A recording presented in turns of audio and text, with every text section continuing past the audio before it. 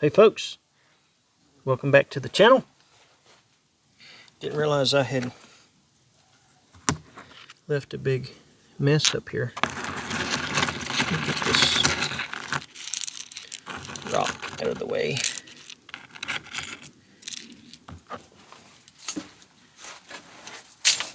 So, last month I had,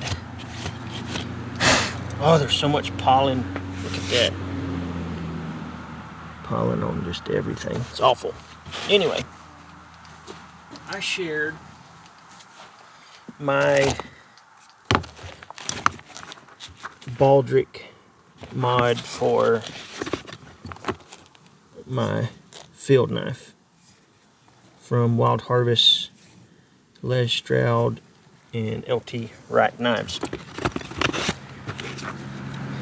So I'm currently working on some gizmos to build my kit with.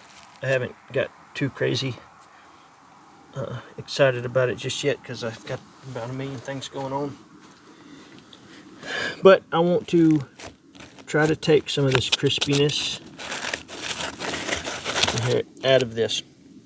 One way to do it, which is really time consuming depending on which way you go. Here's my little EDC nail clipper tweezers that I carry. So you can put your child up to removing these scales one at a time, which is, like I said, crazy time consuming.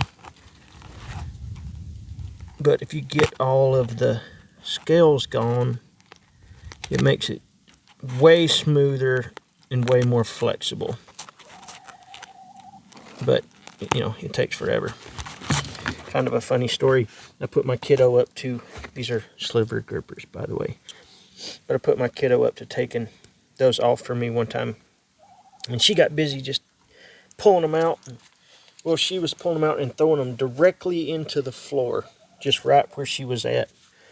And there for about a month, we had random fish scales stuck to everything. It's kind of funny. But another way is you can go heavy on the fixing wax on this stuff, and it will really help with the flexibility of it also. And this fixing wax is Top of Wax from my buddy Jerry Saunders. Oh, Phil, what are you doing, buddy? The kitty cat's couldn't see what I'm doing.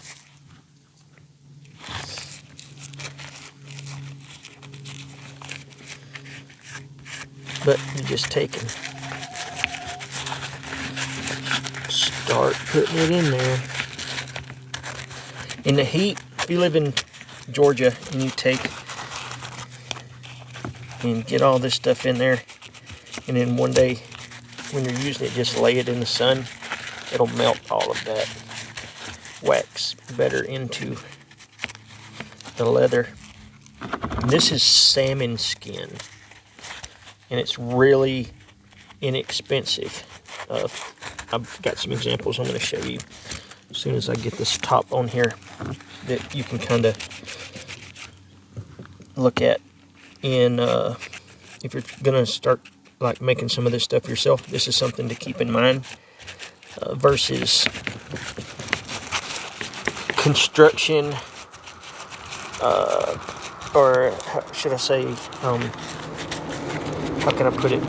It's not as much work if you buy the higher quality skins, but you're looking at a considerable price difference. I'll keep going this later, but you can see a difference in the. I can feel a difference in it too. Like this is much softer in comparison to this crispy side, but I'll keep working on that as we go.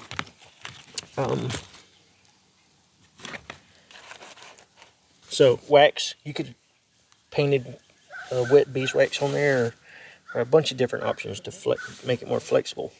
But here are some more examples of salmon skin. You can see it still has all of those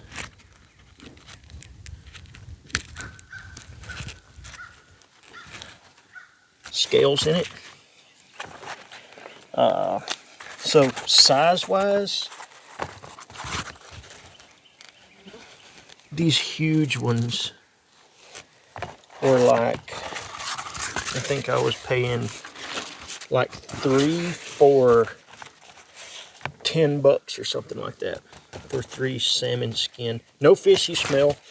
Like I get that asked a lot about what it smells like. It smells like leather. Doesn't have a stinky smell to it. And I believe I got these off Etsy or eBay, but it was really inexpensive, and it's tough stuff. You can see it's fairly thick for what it is. Let me roll these up.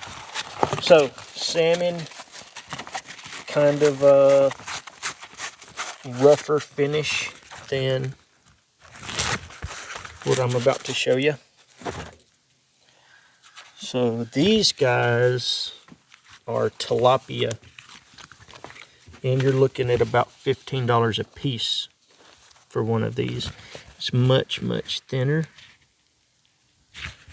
but there's no scales. Like, it's a much nicer piece of leather. It's just, like I said, way more expensive.